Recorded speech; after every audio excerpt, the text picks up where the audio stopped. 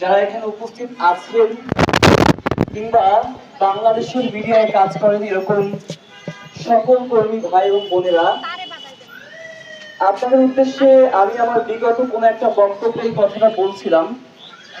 আজকে আবারও স্মরণ করে দিতে চাই, সংবাদ মাধ্যম হচ্ছে সমাজের দর্পণ।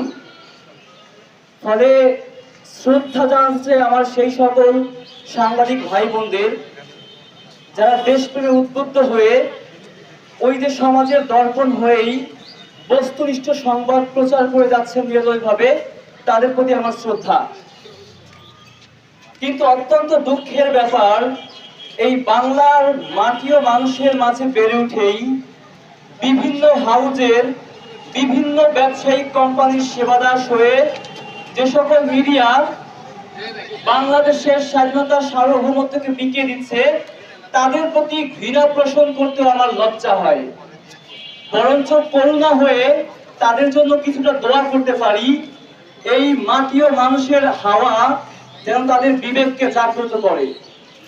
প্রিয় সাংবাদিক ভাইরা, আজকে যেই বিষয়টা নিয়ে আমরা এখানে উপস্থিত হয়েছি, শহীদ শরীফ ওসমান হাদি প্রায়শই একটা কথা বলতেন, এই দেশে মুক্তিযুদ্ধের নাম নিয়ে সবকিছু করাই জায়েজ। আপনি গণহত্যা চালাবেন, গুম খুন ধর্ষণ করবেন, ভোট ডাকাতি করবেন, মানুষের বাক স্বাধীনতা কেড়ে নেবেন, কোনো সমস্যা নাই, আপনাকে কিচ্ছু বলা যাবে না যদি আপনার নামের পাশে মহান মুক্তিযোদ্ধা শব্দটা থাকে।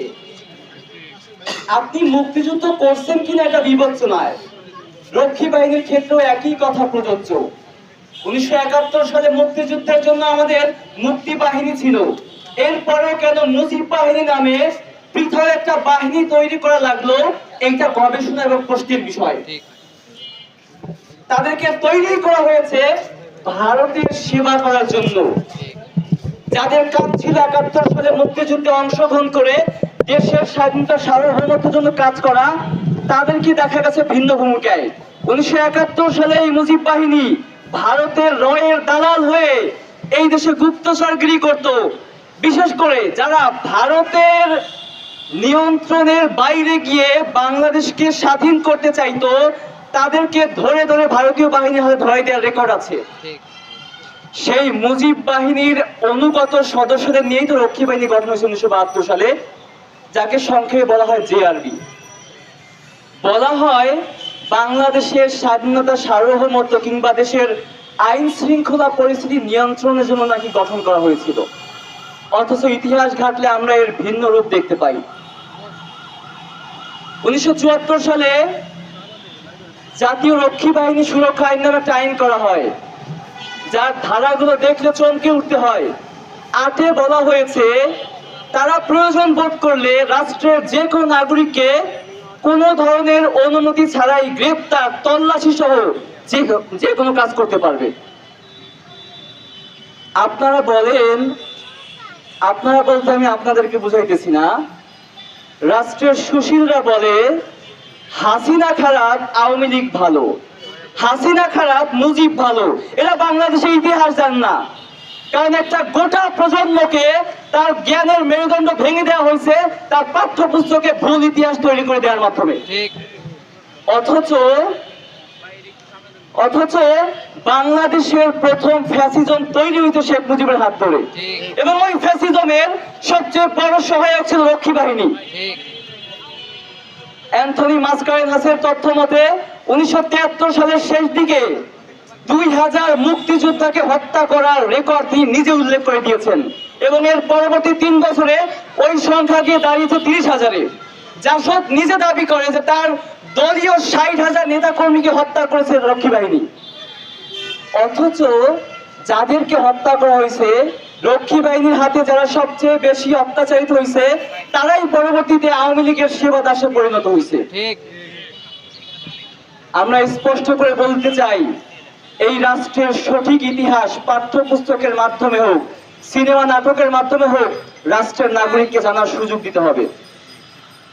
আমরা যখন দেখতে পাই যে সেই রক্ষী বাহিনীর প্রধান তোফায়েল আহমেদ যখন মারা যায়, তখন আমাদের মিডিয়াগুলোতে বড় করে শোক বার্তা দেওয়া হয়, বর্ষিয়ান রাজনীতিবিদ নিহত হয়েছেন, শোকে বিহ্বল পুরো রাষ্ট্র। টিভি টক শো গুলোতে তার পক্ষে মত উৎপাদন করা হয়। বাংলায় গালি দিলে তো আবার হচ্ছে আপনারা মন খারাপ করেন, তাই ইংরেজিতে বলতে হয় এরা ইন্টেলেকচুয়াল না, এরা ইন্টেলেকচুয়াল প্রস্টিটিউট। যারা সফট আওয়ামী লীগ হয়ে টিভি টক শো এবং মিডিয়ায় আওয়ামী লীগকে পুনর্বাসন করার চেষ্টা করতেছে। আমি আজকের এই ময়দান থেকে শ্রদ্ধা করে স্মরণ করতে চাই 1972 থেকে শুরু করে 1975 সালে রক্ষী বাহিনীর হাতে যে সকল মুক্তিযোদ্ধা শহীদ হয়েছেন, একই সাথে ভিন্ন মতকে দমন করার জন্য রক্ষী বাহিনী এক একটা পাড়ায় পাড়ায় গিয়ে চারিদিকে ব্যারিকেড দিয়ে ঘরগুলোতে গিয়ে আমাদের মা বোনদেরকে যেভাবে ধর্ষণ করেছে, এই সকল অত্যাচারিত মাজলুমদেরকে আমরা আজকে শ্রদ্ধা করে স্মরণ করতেছি। একই সাথে রাষ্ট্রীয়ভাবে রাষ্ট্রীয় উদ্যোগে এই রক্ষী বাহিনীর অপকর্মকে নথিভুক্ত করতে হবে। আমরা গুগলে সার্চ দিলে কোনো প্রামাণ্য সংবাদ পাই না। কেন? কারণ 1972 থেকে 1975 সালে শেখ মুজিবুর রহমান তার পক্ষ ব্যতীত সকল সংবাদ মাধ্যমে সত্য সংবাদ প্রচারে বাধা দিত। এমনকি যারা ব্যক্তিগত উদ্যোগে তার বিরুদ্ধে মত প্রকাশ করত, এই রক্ষী বাহিনী নির্মমভাবে হয় তাদেরকে হত্যা করছে অথবা গুম করছে, যাদের চিহ্ন বা নিশানা কখনো আর খুঁজে পাওয়া যায় নাই। আমি স্পষ্ট বার্তা দিতে চাই, এই টিভি মিডিয়া কিংবা টক শো কিংবা রাষ্ট্রের বুদ্ধিজীবী মহল থেকে যেইভাবে আওয়ামী লীগকে, শেখ মুজিবকে নরমালাইজ করা হইতেছে, এইটার বিপক্ষে আমাদেরকে অবস্থান নিতে হবে। রাষ্ট্রের নাগরিককে আমাদের সঠিক ইতিহাস বুঝাই দিতে হবে যে কেন রক্ষী বাহিনী বাংলাদেশের নাগরিকদের পারপাস সার্ভ না করে ভারতের সেবাদাস হয়ে এই রাষ্ট্রের মানুষদের উপর অত্যাচার জুলুম করেছে। এদেরকে যারা ট্রেনিং দিয়েছে তাদের ভাষ্য মধ্যে তোফায়েল আহমেদ তাদের সবচেয়ে বিশ্বস্ত স্টুডেন্ট ছিলেন নাকি। ফলে আমরা বুঝতেই পারি যারা ভারতের পছন্দনীয় লোক তারা আর যাই হোক বাংলাদেশের দেশপ্রেমিক নাগরিক হইতে পারে না। আবারও মনে করে দিতে চাই, মুক্তিযোদ্ধা নাম নিয়ে যদি কোনো অন্যায় করা হয় তাকে সেই সুযোগ দেওয়া হবে না। মুক্তিযোদ্ধা মানে আপনি ফেরেশতা না, আপনাকে আইডেন্টিফাই করা হবে আপনার অতীত, বর্তমান, ভবিষ্যৎ সকল কাজের সামারি দিয়ে। আমি বাংলাদেশের নাগরিকদের আহ্বান জানাই, এই দেশে যেইভাবে আওয়ামী লীগকে নরমালাইজ করার চেষ্টা করা হচ্ছে, আপনার সত্য এবং সঠিক ইতিহাস তুলে ধরেন। বিশেষ করে মিডিয়ার ভূমিকা এখানে সবচেয়ে প্রাধান্য। আপনাদের মাধ্যমেই আমরা সঠিক সংবাদ জানতে পাই।